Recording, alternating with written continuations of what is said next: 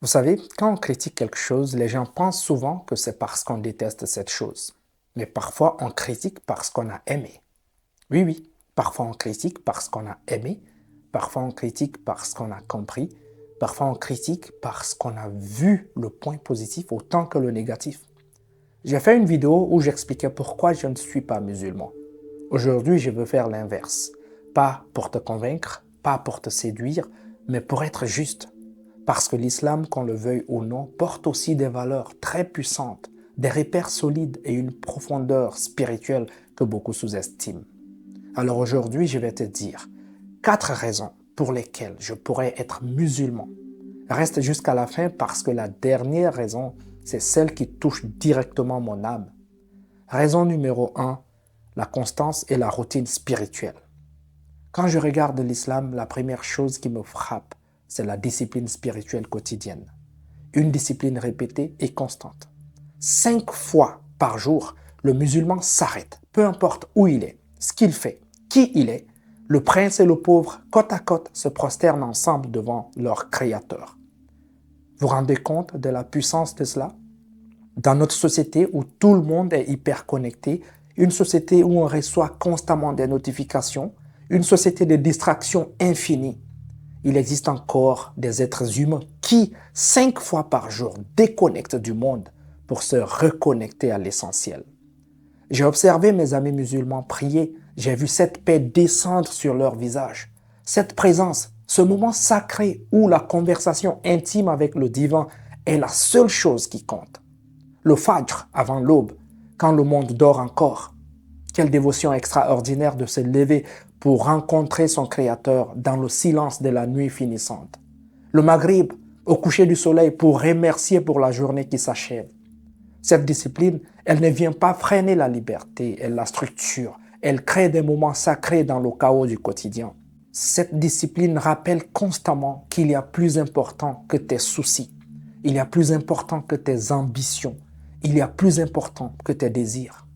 Et le Ramadan d'ailleurs, ce mois où on jeûne du lever au coucher du soleil. Ce n'est pas juste s'abstenir de nourriture, c'est discipliner ses désirs, purifier son âme, ressentir la faim des plus démunis, apprendre la gratitude. Cette discipline spirituelle, elle forge des âmes fortes, centrées et connectées.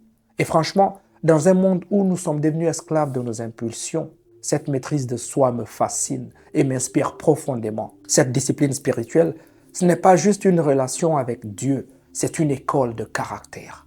Raison numéro 2, la valorisation de la charité et du partage. Parlons maintenant de la zakat, l'aumône obligatoire. Comprenez bien, ce n'est pas une charité optionnelle. Non, non, non, non, non, non. C'est un pilier de l'islam, un des 5 piliers fondamentaux.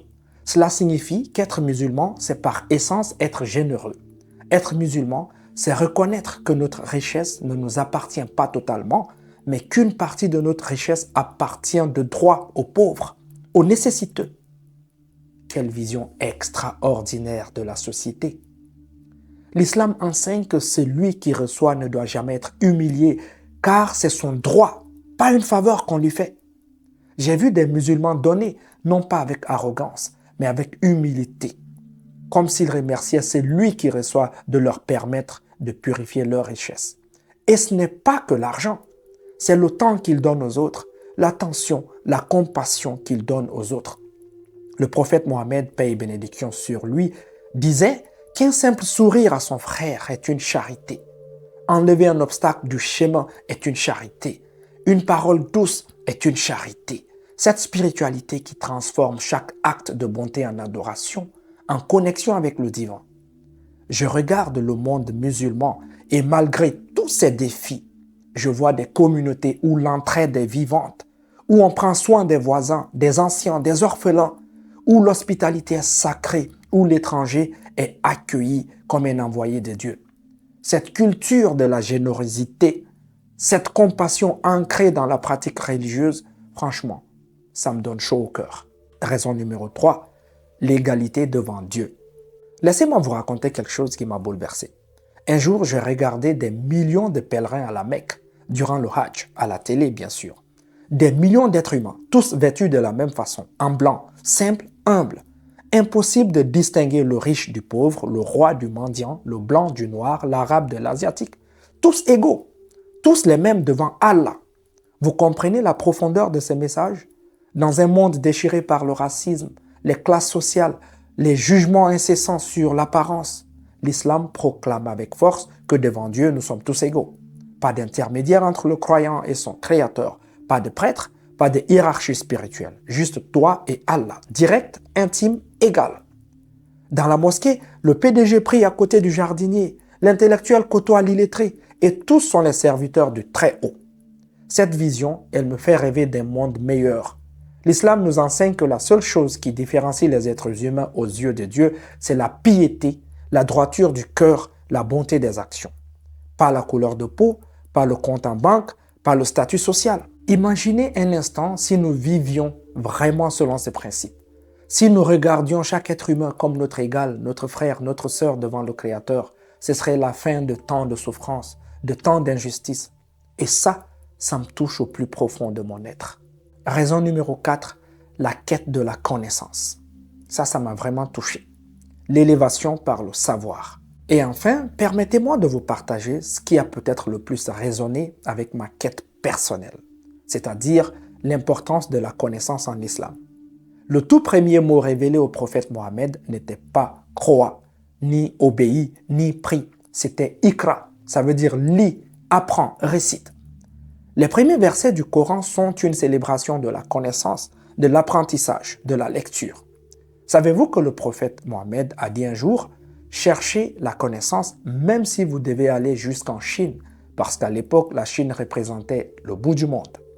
Il a dit « La quête de la connaissance est une obligation pour tout musulman et toute musulmane. » Pas une option, non, une obligation.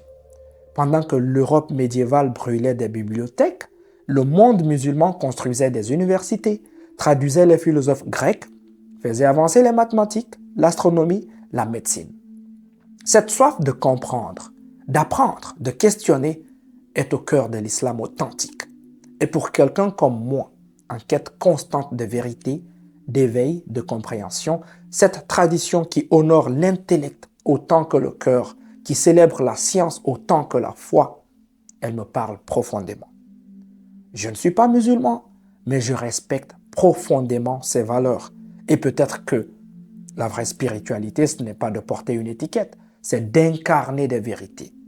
Si cette vidéo a touché ton cœur, like-la, partage-la et dis-moi en commentaire surtout ce que tu as ressenti. Merci d'avoir écouté avec sincérité. Merci d'avoir ouvert ton cœur.